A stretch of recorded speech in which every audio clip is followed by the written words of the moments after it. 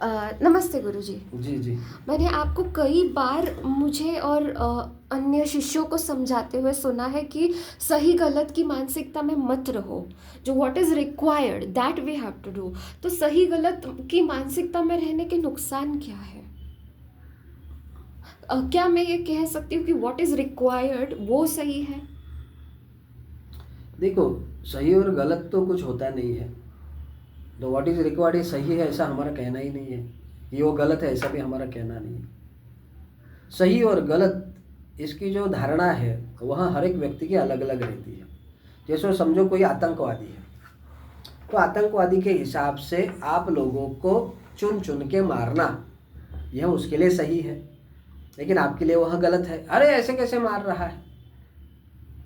समझो कोई भी एखादा व्यक्ति है, वह दूसरों को जहर देके या किसी कुटुंब को जहर देके मारना चाहते, उसके लिए सही रहेगा, लेकिन जो जहर खा के मरने वाले उसके लिए तो गलत है, उसके लिए तो गलत है। कोई शाकाहारी है, शाकाहारी के लिए मांस खाना गलत है, तो उसके सामने मांसाहारी गलत है, लेकिन मांसाहारी बोला ये तो घास फूस खाने वाले हैं। तो निर्धारित कौन करेगा सही क्या है और गलत क्या है? इस समाज में निर्धारित कौन करेगा? क्योंकि हर एक व्यक्ति अलग है ना। तो सही गलत होता नहीं है, अलग होता है। तुम अलग हो, मैं अलग हूं, इस प्रकार की मानसिकता आप लोग भी रखो तो आप लोग शांत हो जाएंगे। सही गलत के चक्कर में हम हमेशा दुखी रहते हैं, बहुत प्रेशर में रहते हैं। सही गलत, तो सही गलत के चक्कर में नहीं रहना है। तो व्हाट इज रिक्वायर्ड गीता में भी बताया है। श्री कृष्ण जी ने बहुत सारे लोगों को कूटनीतिक पद्धति से मारा जी, है कि नहीं? जी। तो भगवान जी ऐसा कर रहे हैं। That is required on that time. Karna का कवच कुंडल निकालना, अश्वत्थामा को डराना, द्रोणाचार्य को ये करना, मारना, भीष्म को मारना, तो उसके सिवाय हो नहीं सकता था। अगर वह कूटनीतिज्ञ नहीं होते, नियम के अनुसार चलते, तो वो लोग हार जाते थे। नियम के अनुसार नहीं चले तभी तो जीते।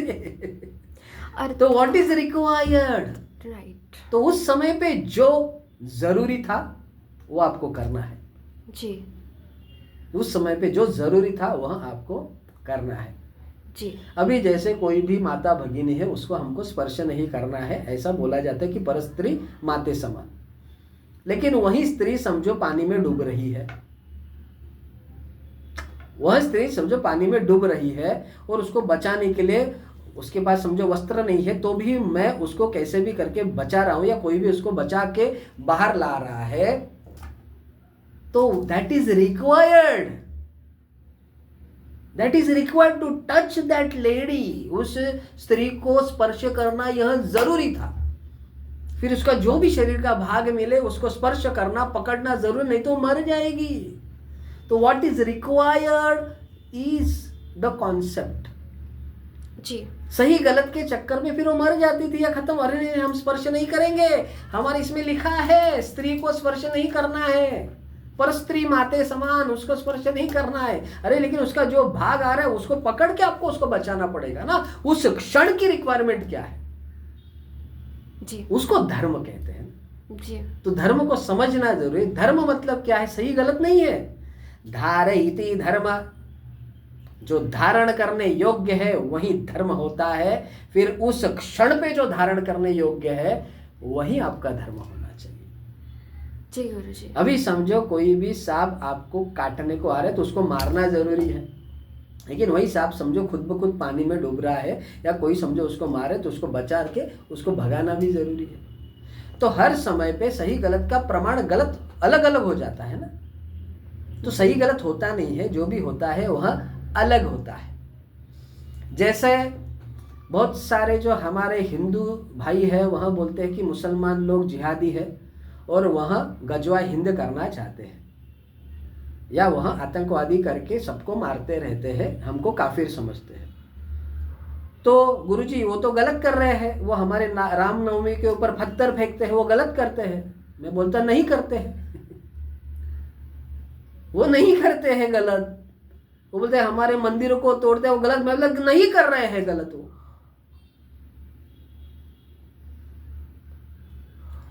नालंदा तक्षशिला जला दिया, बहुत सारे लोग बोले कि गलत किया, मैं बोला कि गलत नहीं किया। उस क्षण में उसको जो भी रिक्वायर्ड था, क्योंकि शक्ति थी ना उसके पास, उनके हिसाब से जो सही था उसने कर दिया। तुम्हारे हिसाब से समझो गलत था तो फिर तुमने रुकाया क्यों नहीं, या रुकाने के लिए कुछ पर्याप्त योजना क्यों नहीं बनाई? इतने तुम ज्ञानी लोग हैं तो सही गलत कुछ नहीं होता है। Weaker will not survive, strongest will rule, यही निसर्ग का नियम है, यही पावर इज पावर की ट्रेनिंग में हम बताते हैं। तो पावर चलती है, बाकी कुछ नहीं चलता है, पावर चलती है। जो शक्तिशाली है वह राज्य करता है, जो शक्तिशाली नहीं है वह कंट्रोल में रहता है। यही चलता है, यही दुनिया का नियम है जी। सही गलत हर एक व्यक्ति के हिसाब से, शक्ति के हिसाब से बदलते रहता है। जी गुरुजी, ऐसा है। तो इसमें और प्रति प्रश्न उठ रहे हैं। और हाँ पूछिए ना, फटाफट पूछिए। जैसे अभी आपने महाभारत का उदाहरण देकर मुझे समझाया कि श्री कृष्ण जी को कूटनीति करनी पड़ी, तो मैं ये समझ रही हूँ कि सही गलत की मानसिकता में रहकर हम जो है वो बंधन में बंध जाते हैं। सही और गलत के मान्यताओं में जो रिक्वायर्ड है वो करने को कतराने की मानसिक अवस्था कभी कभी आ जाती है, जो पाप करवाती है किसी व्यक्ति से या समाज के साथ।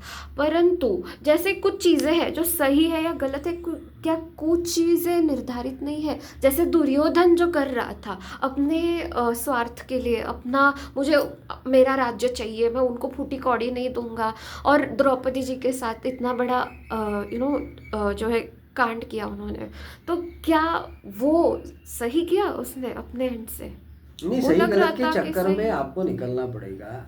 आप उसको बोल सकते हैं कि उसने अलग किया। सही गलत के चक्कर से आपको कंपलसरी निकलना पड़ेगा। क्यों मालूम है? क्योंकि सही गलत के चक्कर में हम हमेशा दूसरों को दोष देते हैं कि इसमें गलती है, इसने मुझे गड़बड़ किया, इसने मुझे मारा, इसने मुझे मेरा शरीर का जो भी प्रॉब्लम किया। आपको एक ही ध्यान रखना है, निसर्ग इसी घटना से चलता है, इसी नियम पे चलता है। Nisarga weaker will not survive, strongest will rule, यही नियम चलता है। अगर द्रौपदी का कोई समझो पल्लू, समझो मैं द्रौपदी हूं, एक एग्जाम्पल लेते हैं, और मेरा समझो दुशासन ने पल्लू खींचा, मैं तो दुशासन का हाथ उसकी ही तलवार लेके उसको काट के रख दूंगी। मैं इस प्रकार की द्रौपदी हूं। अगर मुझे सिखाया जाता तो मैं क्यों रो बी के ये करूं? मैं थोड़ा अलग सोचता हूं, और अलग सोच में सभी लोगों के दिलो दिमाग में देना चाहता हूं। देखिए, मच्छर रहेगा, काटेगा, मलेरिया आपको हो गया तो दोष मच्छर को नहीं दे सकते, आप में दोष है। कोरोना आया, बहुत सारे लोगों को कोरोना हुआ, बहुत सारे लोग मर गए, बहुत सारे लोग जिंदा है। जो जिंदा क्यों है? क्योंकि कोरोना उसका कुछ नहीं बिगाड़ पाया। तो जो शक्तिशाली है वह जीतता है, जो शक्तिशाली नहीं है उसका दमन होना ही होना है। ये आपको नियम पहले स्वीकार करना पड़ेगा, नहीं तो आप खुद के अंदर शक्तिशाली कैसे बनोगे? खुद शक्तिशाली नहीं बनोगे, हमेशा बोलोगे वो गलत है, वो गलत। अरे रावण तो रहेगा, मच्छर तो रहेगा, प्रॉब्लम्स तो रहेंगे, पापी लोग तो रहेंगे। आपके अंदर क्षमता होनी चाहिए किसी भी व्यक्ति के साथ लड़के जीतने की। हमारे शास्त्र में बताया गया है, अन्याय करने वाले से बड़ा पापी अन्याय सहन करने वाला होता है। तो अभी द्रौपदी ने समझो अन्याय सहन किया, हम किसी के वैयक्तिक नहीं जा रहे हैं, तो पापी कौन है? दुर्योधन है, दुशासन है कि कौन है? जो अन्याय सहन करता है वह ज्यादा पापी है। चलो वो बाकी जो भी श्री कृष्ण जी आए फिर सब कुछ हो गया, वो तो अच्छी बात होगी, लेकिन मेरी हमेशा है कि मेरी बहन समझो द्रौपदी है, तो मैं उस द्रौपदी को ऐसे दुशासन के हाथ काटने वाली द्रौपदी बनाऊंगा। यही तो हम गुरुकुल से सिखाना चाहते हैं। सही गलत कुछ नहीं है, what is required that you have to do it. बच्चों, सही गलत के यहां मूर्ख मृग जाल से, पाप पुण्य के इस मृग जाल से निकल जाओ, खत्म हो जाओगे तुम लोग, डिस्टर्ब रहोगे हमेशा। और यही सभी लोगों ने किया है, सभी साधु संतों ने भी किया है, सभी धार्मिक पुस्तकों ने भी किया है, सभी माँ बाप लोगों ने भी किया है। उसी की वजह से प्रॉब्लम है। तो पाप पुण्य कुछ नहीं रहता है, सही गलत कुछ नहीं रहता है। What is required that you have to do it. एक रहता है क्रिएटर, दूसरा रहता है डिस्ट्रॉयर। एक रहता है निर्माण करने वाला और एक रहता है नाश करने वाला, और एक रहता है जतन करने वाला। क्रिएटर कौन है? ब्रह्मा जी है। मेंटेन कौन करता है? विष्णु जी करते हैं। उसको स्थिर स्थावर विष्णु जी करते हैं, उसका पालन पोषण विष्णु जी करते हैं। महादेव क्या करता है? नाश करता है। तो ये तीन चीजें तो आपको हमेशा मिलेंगी इस निसर्ग में, ये ध्यान रखना, ये ध्यान रखना। अभी समझो मच्छर को आप मच्छर के वो जो फिनाइल होता है उससे मारते हैं, तो मच्छर के परिवार के लिए तो आप दुश्मन है ना, आप तो पापी है ना, ये अरे ये तो हम तो देखो मार रहा है। But what is required for you that you are doing. Exactly. तो nothing is good and bad in this world, nothing is पाप पुण्य in this world, nothing is सही गलत इन दिस वर्ल्ड। कुछ भी नहीं रहता है, जो भी रहता है what is required that you have to do it. समाज के लिए, मेरे लिए what is required that you have to do it. उस प्रकार से आपको निर्णय भी लेने पड़ते हैं श्री कृष्ण जी के जैसे। समझ में आ गया आपको? जी, बहुत ही बेहतर समझ पाई हूँ। बहुत आपकी बात आज हृदय तक पहुँची है। Thank you. ठीक है, धन्यवाद।